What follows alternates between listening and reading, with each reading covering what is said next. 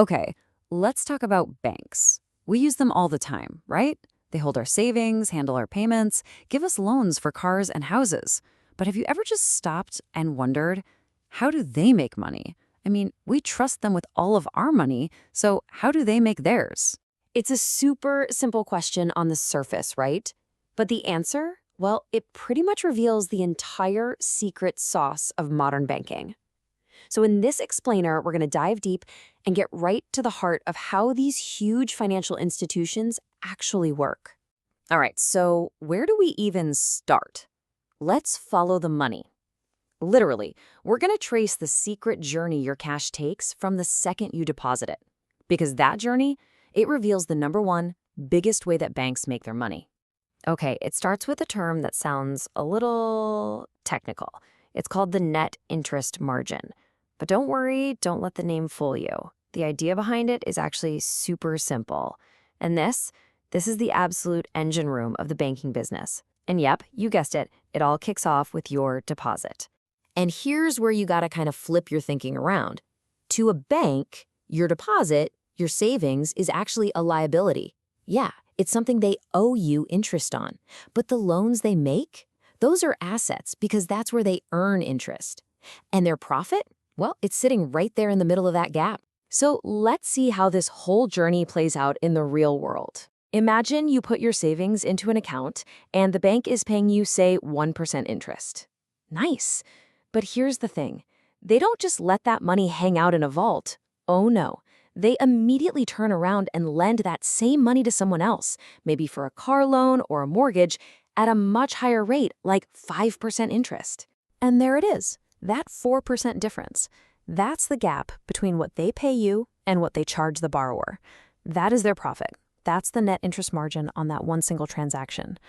Now, just imagine that, but multiplied by millions and millions of customers and billions of dollars. All of a sudden, you can see how this becomes an enormous engine for making money. But that's really only part one of the story. The net interest margin is huge, for sure, but banks have another major way of bringing in cash. And this one? Well, this one is something we see a lot more of in our daily lives. You could call it the price of convenience.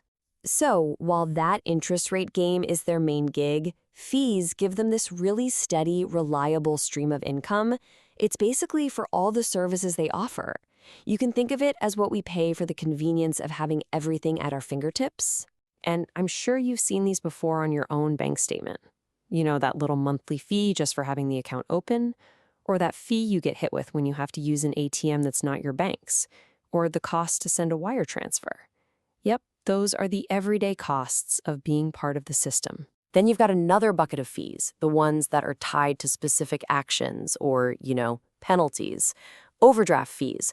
Those can sting when you accidentally spend more than you have. Late fees kick in if you miss a payment. And then there are things like loan origination fees, which is what they charge you just to do the paperwork to set up a big loan, like for a house or a car. Okay, next up, let's talk about that little piece of plastic most of us carry around in our wallets. To us, it feels like just a simple way to pay for stuff, but to a bank, it is one of their absolute most powerful profit centers. No, really, it's true. Banks make a ton of money from credit cards, and they do it in a bunch of different ways that go way beyond just the interest you might pay if you carry a balance. It really boils down to three main things. So, number one, and this is the big one, is the interest they charge on any balance you don't pay off at the end of the month. Then there's something called interchange fees, and this one is kind of sneaky. Every single time you swipe your card, the store pays a tiny fee, a small percentage of your purchase, back to your bank, just for processing the transaction. And finally, of course, you've got the more obvious stuff like annual fees or late payment fees. Okay, so we've got the lending game and we've got all the fees. But what else do banks do with all that cash they have? Well, they put it to work. They invest it in the financial markets in ways that most of us, as regular customers, never even see. Yep, banks are huge investors. They take their own capital and they buy up all sorts of financial instruments. Everything from super safe government bonds all the way to much higher risk things like stocks and something called derivatives. The whole point is to try and squeeze out some extra profit on their money. And it's not just their own money. A lot of the big banks have these special divisions for wealth management. Basically, they're financial advisors for really wealthy people and big companies, and you better believe they charge some pretty hefty fees for managing all of those investment portfolios. So, after going through all of that, what's the big takeaway? What does it all mean? Well, when you piece it all together, the real job of a bank in our economy starts to become super, super clear. There's this quote from our source material that just nails it. At their core, banks are financial intermediaries.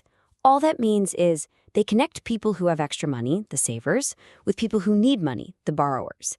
And for playing that middleman role, for making that connection happen, and for taking on all the risk involved, they get paid. They charge a price, and that price comes in the form of those interest rate differences or all those fees we talked about. And really, that's the whole shebang. Every single interaction you have with your bank, from the tiny bit of interest you earn on your savings to the fees on your credit card, it's all part of this massive, interconnected business model. So the final question I want to leave you with is this. Now that you've seen behind the curtain, now that you know how it all works, does it change how you'll use your bank?